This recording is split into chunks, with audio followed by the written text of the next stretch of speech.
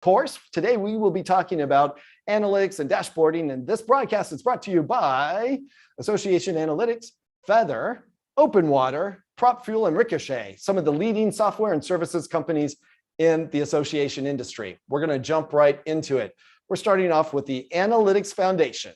And you guys may have thought, oh, Chris, are you going to be giving us another class? Are you going to be teaching another class today? And the answer is, no, I'm not. We're mixing it up today. I'm going to ask Bill to hop on the line. Bill is from Association Analytics, where he's a senior leader. Bill is going to be teaching you today about analytics. Bill, can you say hello? Hello, everybody. There he is. So Bill, I already gave Bill a little bit of a headache. Just before class, Bill had one of the top rated, actually, Bill had the top rated class last semester. Students liked him more than they liked me. No pressure, Bill. Everybody's looking forward to hearing what you have to say. So I'm going to hand the baton off to you. The students are saying hi to you in the chat. So thanks for a warm welcome for Bill. I'm going to leave you all today. I'll be back at the end of the class. So I will see you soon. Take it away, Bill. It's all yours.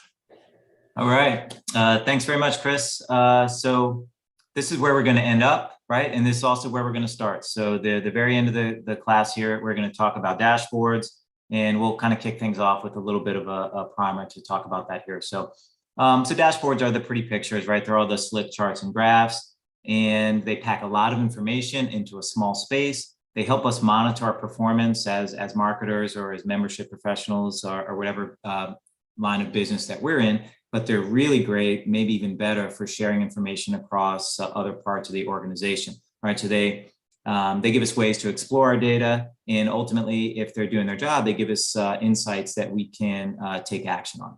So this is kind of the tip of the iceberg in a lot of ways, though. This is the easy part, right? So this is, maybe the right brain part, and then all of the stuff underneath the surface of the water are most of what we're going to talk about today, right? So we have to build a foundation, right? So that's the people, the process, and the technology. It definitely can start in the marketing department, but ultimately we want to push this out across the entire organization.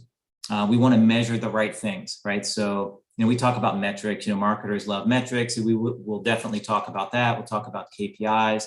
But we want all of these to have a specific purpose, and we want them to roll up to our departmental and to our organizational priorities. And of course, we want to present all of this in a simple, intuitive way, right? Because if we do that, we can build adoption, we can support that analytical culture in our organization.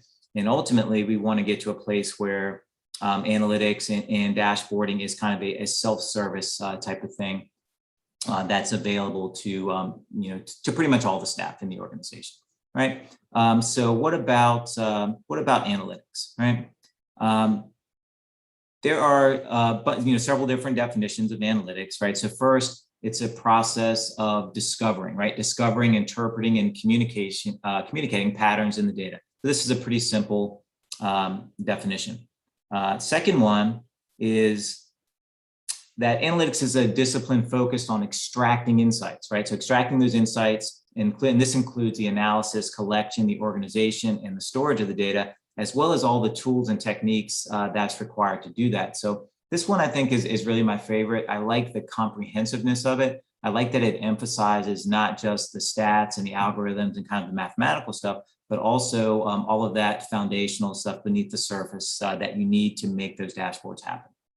And then the last one is, increasingly analytics is more statistical and mathematical. It's about clusters, segments, and scores that predict business outcomes. So in this one, I like the idea that it focuses on business outcomes, and all those things, clusters and segments and scores and all of that are important. And we talk about those a lot, but as for today's class, I think it's, we're focusing more on that comprehensive look, right? The organization, the tools and techniques, how to collect the right data, and so forth, right? So let's talk about reports, right? We have a lot of reports. We have an AMS. That AMS has reports, and that gives us lots of data, right? And so one of the questions that we get all the time is, what's the difference between reporting and analytics, right? Aren't they basically the same thing? And the short answer is no, they're not, right? They're related, but there are a few key differences, and we kind of are looking at those in a side-by-side way here.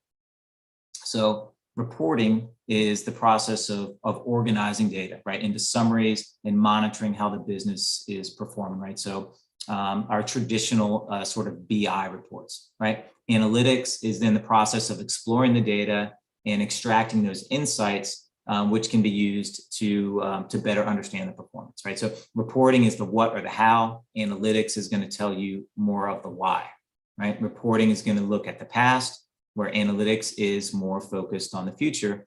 And I think, and finally, and maybe most important, reporting is about understanding, right? It's informational. And with analytics, we're really trying to be more action oriented, right? So it's more about taking action. All right. So with that, let's look at types of analytics.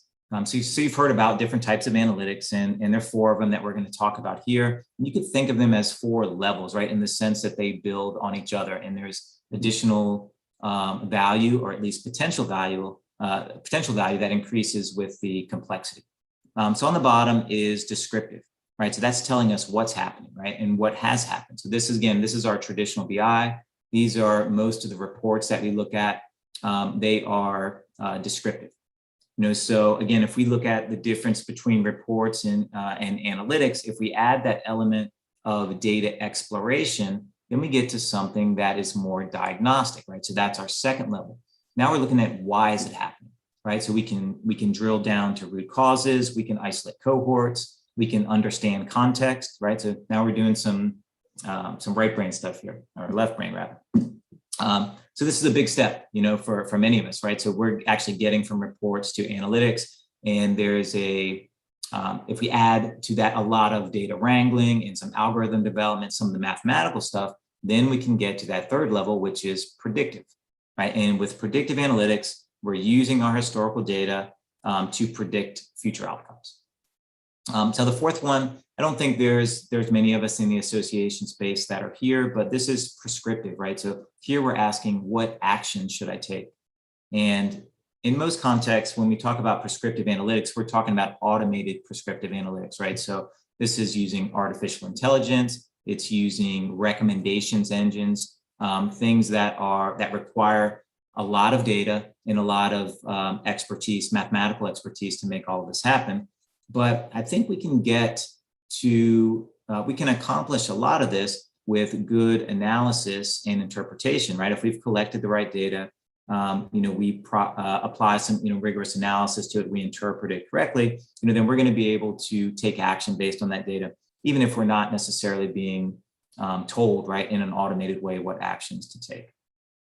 Okay. So we know about this, right? We know about analytics. We know that they are valuable, right? And so, but when we talk about this, we find that most associations are not doing it to any great degree. And so we ask why, why is that? And the short answer is because it's hard, right? It can be difficult, a difficult combination of people, of process, and of technologies. So if we just think about those individually for a second, on the people side, people are resistant to change, right? The culture is ingrained, right? There's a lot of inertia to change in the way things have always been done. And as marketers, or maybe some membership professionals, I think this is really on us. It's on people like you that are on the call to drive this with senior leadership, right? To be the impetus, for the types of changes that we need to make in order to get that culture of analytics. And data literacy is one of them. So I think it's still a problem. We're kind of coming around. There's a lot more data literacy than there used to be, but it's still something that we need to focus on, because that kind of prevents a lot of adoption with some of the analytics programs that we try to promote. And lack of trust. So if people don't trust the data in your dashboards, no matter how diligently you've collected that data, they will not use those dashboards, right? They'll go right back to the spreadsheets that they're used to using. So building trust, even if the data is actually accurate and consistent, if you can't convince others of that, then you're kind of fighting an uphill battle there, as we all know. So process, right? Our organizations are all naturally siloed. The data can help us, right? Dashboards, if we've done them correctly, can help us be more collaborative and more transparent, but kind of as our associations are built, there's a lot of natural silos, right? There's a lot of data that's available upon request, right? That you have to email someone in another department to get and things like that. Our processes are manual and error prone, right? So we need to improve them. We need to automate them. And I think in a lot of cases, technology can help here, right? Not just analytics tools, but others that automate some of the processes that collect the data that we use in our dashboards, right? Which leads us to technology. Some of us are still AMS centric, right? We're pushing everything into the AMS, and that's a topic for another day. But if you're still doing that, it's going to be difficult to build that foundation that we're talking about here to develop those analytics and those dashboards. Integration is a big challenge, especially if you're trying to push stuff back into the AMS. But that not only applies to your marketing technology stack, but really across the organization. And finally, selection. If we're not experts, then how are we going to know which tools to select?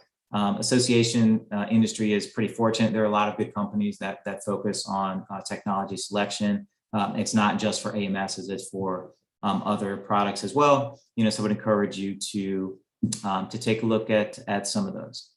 All right. So at this point, we're going to be turning off the live stream, and we're going to continue in just a minute for the students, and we're going to start talking